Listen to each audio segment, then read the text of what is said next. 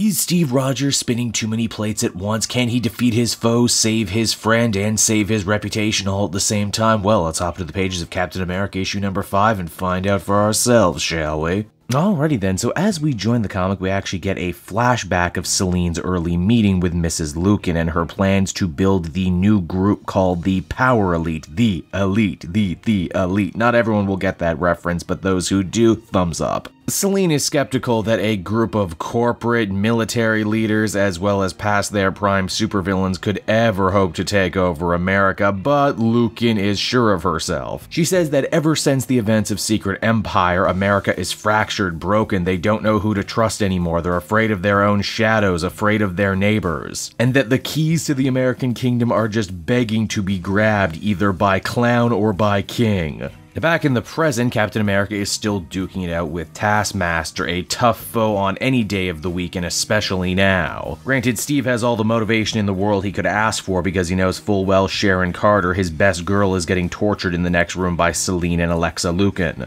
Cap refers to Taskmaster as a genius dumbass, which I think is a beautiful way to square his more comedic take that's going on in the Amazing Spider-Man book currently. Essentially, Steve is saying that Taskmaster is a guy who's good at a lot, has amazing skills, but because of that is cocky. Oh sure, he can copy Captain America's own superhero fighting moves and use them against our hero, but he doesn't even fathom the idea that maybe Captain America has saved some moves. Some back alley brawling, some old-timey wrestling, some stuff that Taskmaster has never seen before, and as soon as he gets taken by surprise, his entire plan falls apart. Now Taskmaster was just a mini-boss, the real threat is of course Selene. As Captain America says, this is a lady who's had no problem taking out whole battalions of X-Men before. The crazy part is though, they seemingly don't want to fight. Whatever they wanted with Sharon, they got it, and now they're ready to leave. Steve manages to save Sharon and they have a heartwarming reunion, but this is a hollow victory. Whatever the bad guys did to Sharon, she seemingly can't remember. The doctors look her over and can agree she's not hurt, but whatever happened to her back there surely isn't good and is almost 100% gonna come back to bite them in the ass. And while we're on the subject of chickens coming home to roost, Captain America has a meeting with Winter Soldier, who only has bad news to share. It seems that his actions over this last arc have finally hit the media. The world now officially knows that Captain America's solo superhero activities are being funded by Black Panther and the Kingdom of Wakanda, which does not make him any friends in Middle America, especially after he destroyed that mining operation that was a front for cloning nukes. Basically, all the red states have taken to calling him Captain Wakanda now. But the real salt in the wound is General Ross. Captain America knows he's a bad guy, knows that he's evil, but he's insidious, covered his tracks, and there's no way to prove that he actually sent Sharon to her death. But believe it or not, General Ross might actually be the least of Captain America and friends' problems right now. You see, Alexa's ultimate plan was to resurrect her husband, Alexander Lucan. No doubt with the help of Selene's life transference powers. Here's the thing though, as you'll recall from old Captain America stories, Lucan wasn't always in control of his own actions. He had a dark passenger, if you will. You see, the Red Skull had actually imprinted his mind and personality onto Lucan's, which means that when this Russian lady brought her husband back, she also brought back Captain America's arch foe inadvertently. And it's on that dour note right there that the comic ends. So that was Captain America issue number 5, everybody, and ultimately I enjoyed this one. I did getting to learn more about the Power Elite,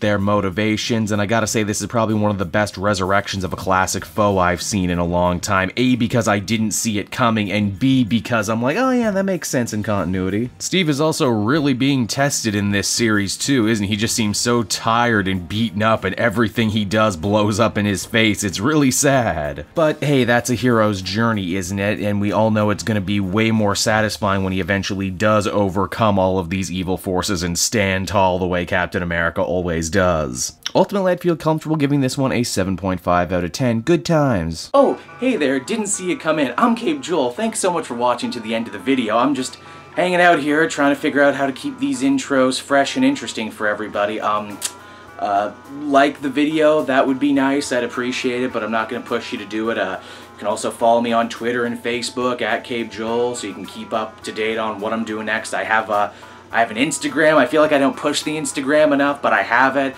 I have a backup gameplay channel as well. I get the feeling people who watch my comic content don't really want to watch me play video games, at least that's what the numbers would tell me, but it's the Joel Daily channel. You can also see me play games live on the Cape Joel Twitch.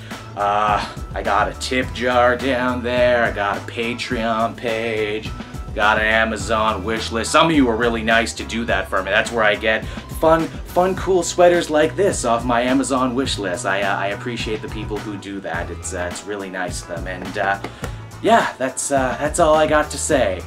Man, it's hard to try and keep these outros fresh sometimes, I tell you. But thanks again for watching, and I'll be back again later, just smacking those comics up, man. Just doing it. Did I call it comic smack because I make the smack sound, or am I saying that comics are my addiction and that's why it's comic smack?